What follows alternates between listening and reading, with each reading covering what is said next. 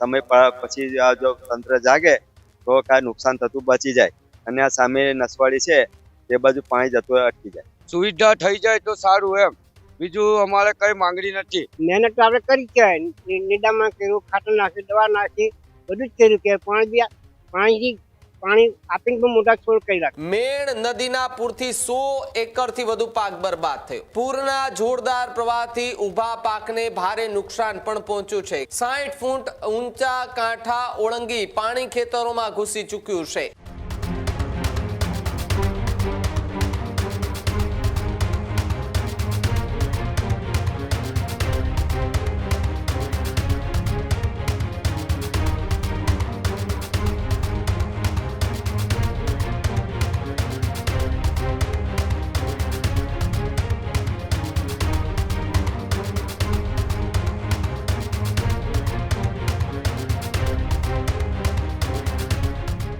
મહત્વપૂર્ણ સમાચારો પર હવે વાત કરીએ તો સમાચાર નસવાડીથી સામે આવી રહ્યા છે. ભારે વરસાદ બાદ ખેડૂતોની પરિસ્થિતિ વધુ વકરતી જોવા મળી રહી છે. જ્યાં નસવાડીના ખોડિયા ગામે પૂરથી ખેડૂતોને મોટો ફટકો પડ્યો છે. મેણ નદીના પૂરથી 100 એકરથી વધુ પાક બરબાદ થયો. ખેતરોમાં નદીનો કપ પથરાતા કપાસના છોડ દટાયા છે. એક રાતમાં ખેડૂતોની મહેનત પર પાણી ફરી વળ્યું છે.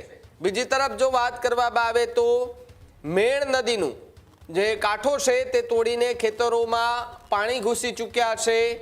પૂરના જોરદાર પ્રવાહથી ઊભા પાકને ભારે નુકસાન પણ પહોંચ્યું છે. કપાસ, મકાઈ, તુવેર અને શાકભાજીના પાકોને ફટકો પડ્યો છે. જ્યારે ખેડૂતોના ખેતરો જે છે તે 2 ફૂટ સુધી એ કપ આવી જતા એ દટાઈ ચૂક્યા છે. બીજી તરફ જો વાત કરવામાં આવે તો 1 ફૂટ ઊંચા કપાસના છોડ સંપૂર્ણપણે દટાઈ જતા ખેડૂતોની મુશ્કેલીમાં વધારો થઈ ચૂક્યો છે.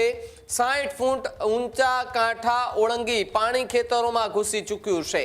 દેવું કરીને વાવણી પાણીમાં ધોવાઈ ગઈ છે. જ્યાં ખેતરોમાં સરકાર કંઈક મદદ કરે ખેતરોની અંદર તેવી વાત ખેડૂતોએ કરી રહી છે. પાક નુકસાનનો તાત્કાલિક સર્વે કરવાની માંગ પણ કરવામાં આવી છે. ત્યારે નસવાડીના ખોડિયા ગામે પૂરથી ખેડૂતોને મોટો ફટકો પડ્યો છે. મેણ નદીના પૂરથી 100 એકરથી વધુ પાકો બરબાદ થયા. ખેતરોમાં નદીનો કપ પથરાતા કપાસના છોડ હાલ તો નષ્ટ થઈ ચૂક્યા છે. અશ્વિન નદીનું વહેણ બદલાઈ ગયું છે અને તે જે વેરાઈ માતાનું મંદિર છે ત્યાં રહીને નીકળે છે અને વધારે સમય પછી જો તંત્ર જાગે તો કાંઈ નુકસાન થતું બચી જાય અને આ સામે નસવાડી છે એ બાજુ પાણી જતું અટકી જાય.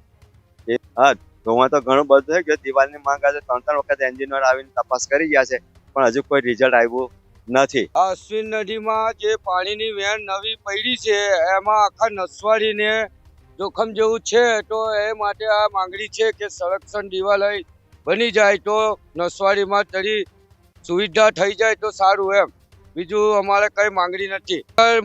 એટલી માંગણી કરી કે બધાએ આવી જતા રહ્યા છે જોઈ પણ એમાં કઈ કામ ચાલુ થતું નહીં કે કોઈ ચાલુ કરાવતા નહીં. તો કેટલાય આવીને જતા રહ્યા છે. આવી વારંવાર માંગણી કરી છે પણ આ પાછી નવી વહેણ પડી છે તો હવે પાછું આવે તો શું કરીએ કઈ હું જ પડતી નથી. હા, મેન નદી આવી કહેવાય અને નુકસાન થયું વધારે એટલે અમને કંઈ સહાય મળે અને કંઈ દવા, ખાતર, પાણી અને કંઈક પણ મળવું જોઈએ.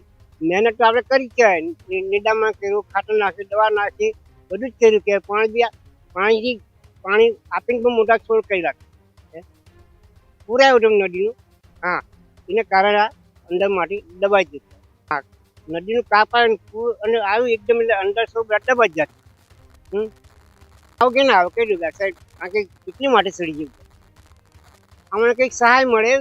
ખેડૂત ભાઈઓ છે ખેતરમાં ડ્રોન ઉડાવતા હોય છે ત્યારે આપણે એક પ્રશ્ન સતાવતો હોય છે કે જે આપણે અત્યાર સુધી જીપીએસ ટેકનોલોજી વાળા ડ્રોન વાપર્યા છે જેથી કરીને મોબાઈલ ટાવર છે અથવા તો હાઈ ટેન્શન લાઇન પસાર થતી હોય, કોઈ વૃક્ષો હોય ત્યારે જે જીપીએસ ટેકનોલોજી વાળા ડ્રોન છે એમાં ટકરાય અને ટ્રેસ થાય છે. પણ એગ્રીવન લાવ્યું છે જીએનએસએસ ટેકનોલોજી ડ્રોન, જેથી કરીને એ ડ્રોન છે એ કોઈ જગ્યાએ ટકરાય નહીં, પોતાની રીતે જ ડિસિઝન લે છે ને મૂવ થઈ જાય છે. જેથી કરીને જીએનએસએસ ટેકનોલોજી ડ્રોન છે એ વાપરવાનો આગ્રહ રાખો. ત્યારે જ ન્યૂઝરૂમ ગુજરાતની યુટ્યુબ ચેનલને સબસ્ક્રાઇબ કરો અને ઇન્સ્ટાગ્રામ અને ફેસબુક પર ફોલો કરો. અપડેટ રહો, સત્યની સાથે રહો.